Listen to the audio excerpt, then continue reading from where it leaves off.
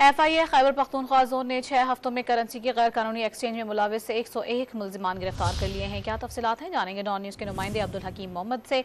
अब्दुल हकीम, बताइए क्या तफसीलात हैं इस हवाले से आपके पास?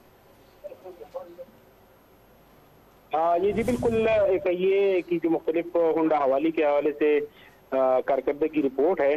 गुज़िश्ता 6 हफ्तों में जो 74 छापे मारे गए हैं, इस 74 छापों में 85 अफराद के खिलाफ मुकदमात दर्ज किए गए हैं और इसमें 101 मुल्जिमान को गिरफ्तार किया जा चुका है।